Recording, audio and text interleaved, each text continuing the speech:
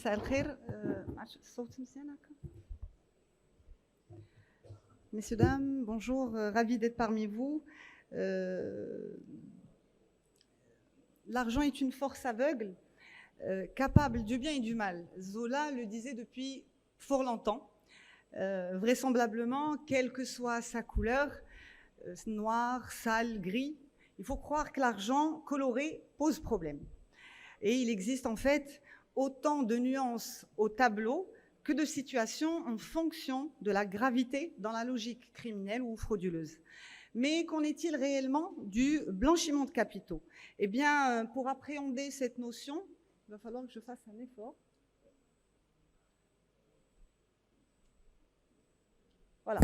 Alors, pour appréhender en fait cette notion de blanchiment de capitaux, elle dépend aussi de la qualité de ses utilisateurs, et on le verra certainement au fur et à mesure des interventions programmées, qu'on peut extraire plusieurs définitions ou plusieurs évolutions de définitions, si vous voulez. Alors, conventionnel d'abord, selon la Convention de Vienne, le blanchiment d'argent ou de capitaux a été défini comme la conversion, je cite, ou le transfert de biens découlant de toute infraction dans le but de dissimuler ou de déguiser l'origine illicite de la propriété ou d'aider toute personne impliquée dans cette ou ces infractions à se soustraire aux conséquences juridiques de ces actes.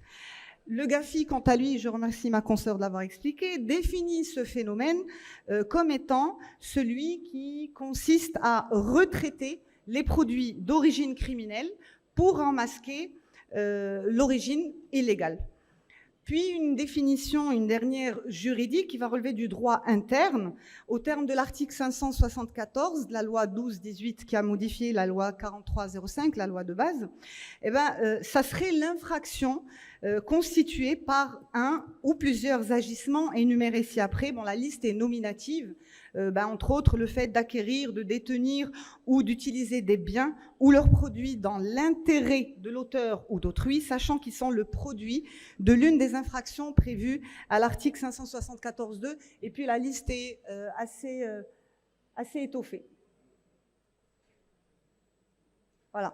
Alors, pourquoi je parlerai de ça? Donc là, il ne s'agirait pas de vous lire le texte, mais pourquoi on en parle? Si on se réfère aux définitions et à leurs évolutions, il va en ressortir que les caractéristiques qui sont propres à l'opération de blanchiment elle-même, elles vont en fait constituer le fait générateur des transformations qui se sont opérées. On en a beaucoup entendu parler des transformations.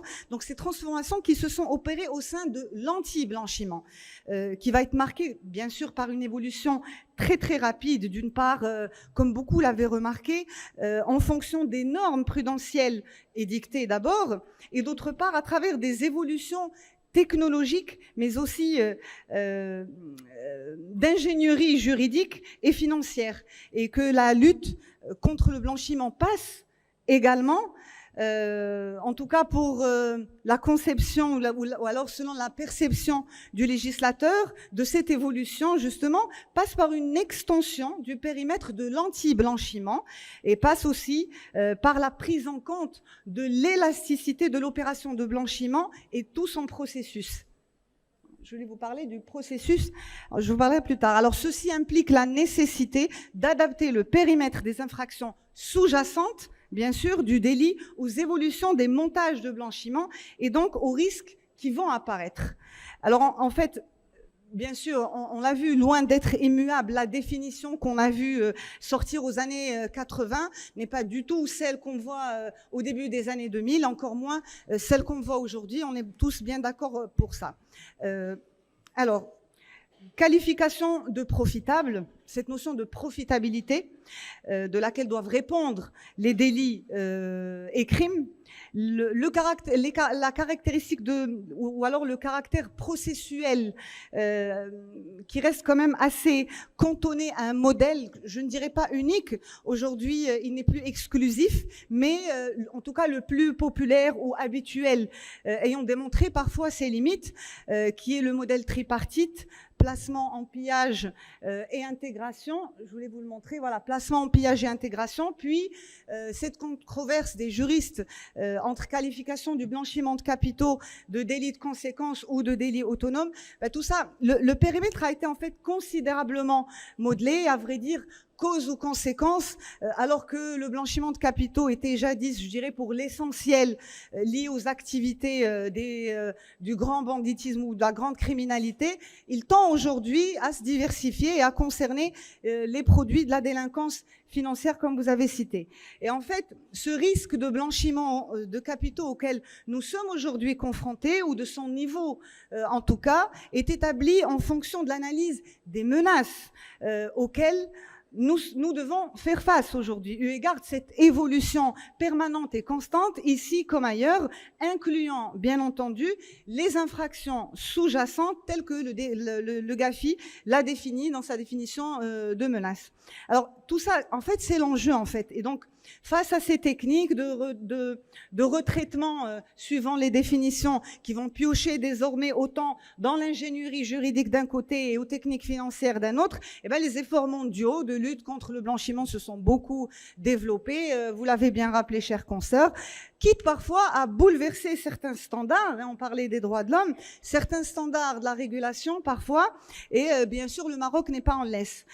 Et donc, au niveau interne, au Maroc, cette conscience a été acquise quand même que la lutte efficace contre le blanchiment des capitaux, j'ai du mal à faire les deux, voilà.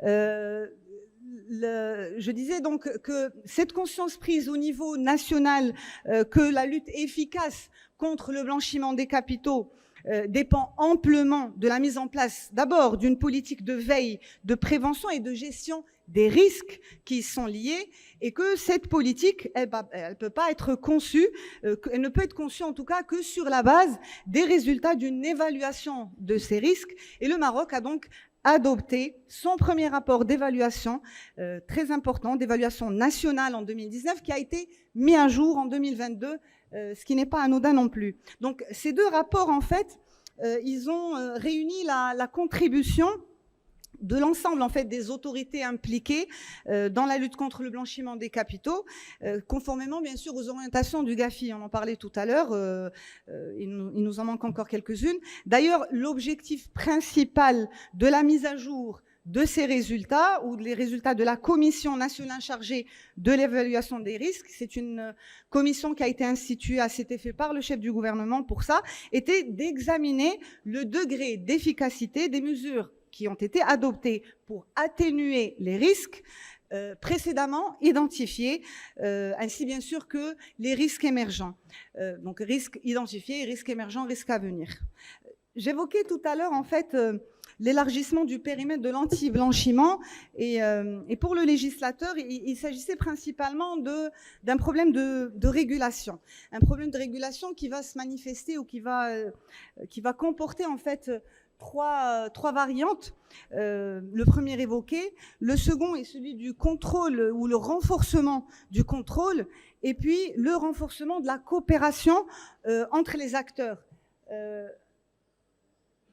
Voilà, là c'était un extrait juste du résumé de l'agence pour le... Voilà. Oups, j'ai raté quelque chose.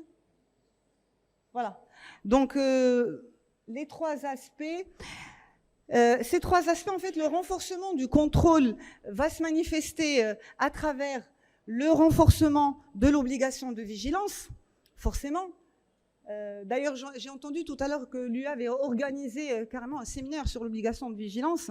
Alors, le renforcement de ce contrôle, on se disait donc renforcement de la vigilance, prendre les mesures nécessaires afin... J'arrive pas. On va laisser là. Prendre les mesures nécessaires afin d'identifier l'origine des fonds et leur destination. En aval, l'obligation de la déclaration de soupçon, puis la collecte et le traitement des clients. Ce qui n'est pas bien sûr sans répercussion, et on le verra, sur l'organisation des personnes assujetties, mais aussi sur leurs relations avec les clients. Et nous, en tant qu'avocats, nous sommes personnes assujetties et ça bouleverse beaucoup de choses. On en parlera, je pense, demain plus amplement. Enfin, les modes de coopération inédits qui vont déconstruire en fait certains clivages entre les acteurs privés et acteurs publics. Ces trois variantes, en fait, on fait l'étude de plusieurs thèses de doctorat pour les sortir et construire tout ce modèle là-dessus. Et j'ai trouvé très, très opportun d'en parler à ce stade de l'évaluation, puisque toutes les adaptations vont se faire en fonction de ça. Alors concrètement, au niveau national, et conformément aux recommandations du rapport d'évaluation des mesures de lutte contre le blanchiment et le financement de terrorisme du groupe Gafi Moyen-Orient, Afrique du Nord, plusieurs mesures ont été prises. L'une de ces mesures a bien entendu été celle de la modification, l'adaptation de la législation existante en la matière, comme je disais, de mettre à jour la loi de base 4305 promulguée en 2017, certes modifiée en 2011, puis je pense en 2013, et puis tout récemment. Alors, deux aspects sur lesquels ont porté les principales mesures. Au niveau pénal, eh ben ça n'avance pas.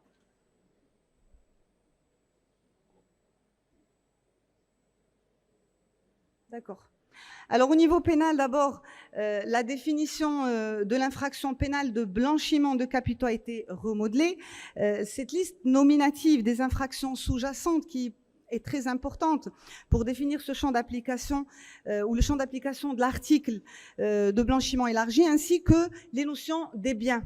À noter également les définitions spécifiques qui ont été apportées aux relations d'affaires, et ça émane justement de cette évolution de la notion, et aux constructions juridiques extraterritoriales, ainsi que du gel des biens. En fait, on n'est plus dans cette confrontation ou dans cette lutte frontale, mais plutôt dans l'atteinte à ce que les criminels ont de plus cher, hein, forcément, c'est l'argent, et comme vous l'avez dit, ils ont besoin de cet argent.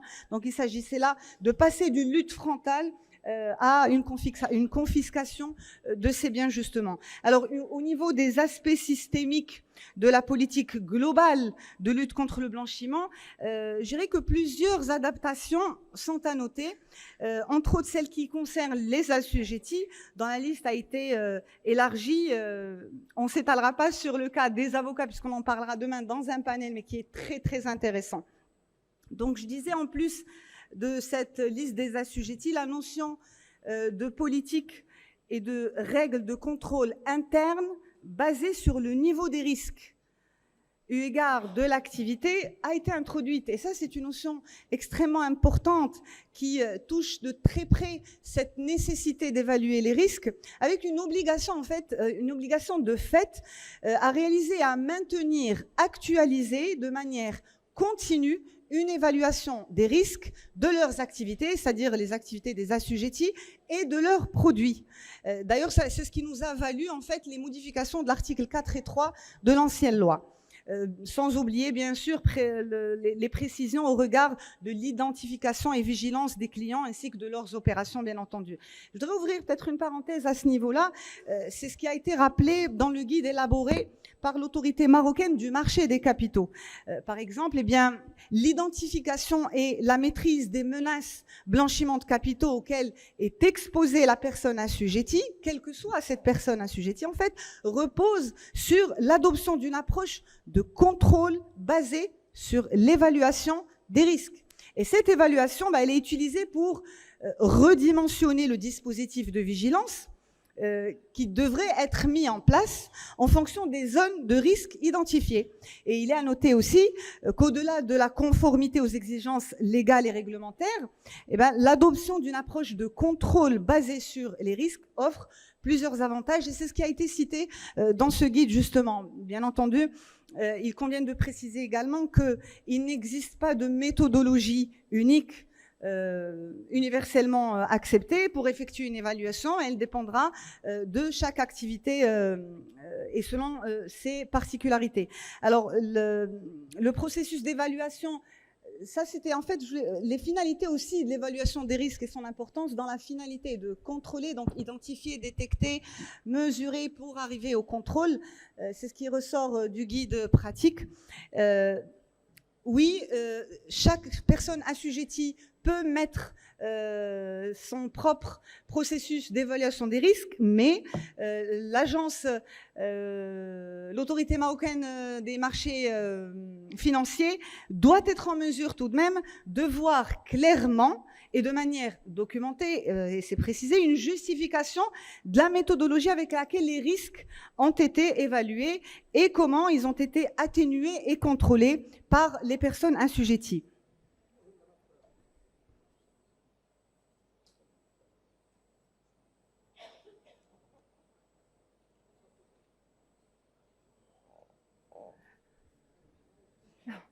Non, je suis pas encore, merci, pas encore.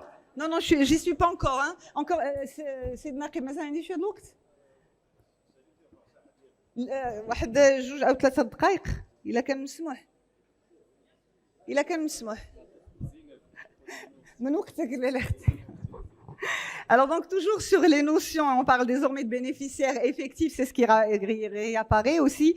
On parle du régime des déclarations systématiques sur les opérations financières des assujettis parallèlement aux déclarations de soupçons qu'ils doivent réaliser, hein, c'est très important. Sous peine bien sûr de se voir opposer certaines sanctions. Allez, je vais aller très vite. Et parce que l'évaluation des risques... la finalité de l'évaluation des risques, c'est le contrôle efficace et effectif. Les précisions nécessaires ont été apportées aux champs respectifs des autorités de contrôle et de supervision des assujettis, avec une redéfinition plus précise de leurs missions et de leurs outils et moyens de contrôle. Une focalisation très importante sur les organismes à but non lucratif pour éviter leur utilisation abusive aux fins de financement du terrorisme et du blanchiment des capitaux. Allez, je vais sauter les préventions et répressions. Je te laisserai le soin d'en parler puisque c'est dans l'enjeu juridique également. Alors, autant de mesures, pour ne citer que celles-ci, vont constituer bien sûr un énorme effort réalisé par le Maroc, ça a été dit, qui nous a valu le fait de sortir de la liste grise, et c'est un défi relevé. Ceci étant, plusieurs chantiers doivent rester ouverts pour renforcer davantage notre régime de lutte contre le blanchiment de capitaux, tant sur l'évaluation des risques, avec les risques émergents bien sûr, que sur le cadre légal qui doit être en parfaite harmonie ou concordance ou conformité avec les recommandations du GAFI. Il n'en reste que 4, donc c'est très bien. Juste une petite anecdote qui m'a fait sourire tout à l'heure, et nous en tant que praticiens, ici en arrivant j'ai rencontré un ancien confrère, enfin un confrère qui est spécialisé en la matière, et pour le présenter, je l'ai présenté en étant un spécialiste du blanchiment de capitaux. Il a été vraiment choqué de l'entendre, sauf que on s'est mis d'accord finalement que pour être spécialiste en blanchiment de capitaux, plutôt pour être spécialiste en anti-blanchiment de capitaux, il faut être spécialiste aussi en blanchiment. Merci.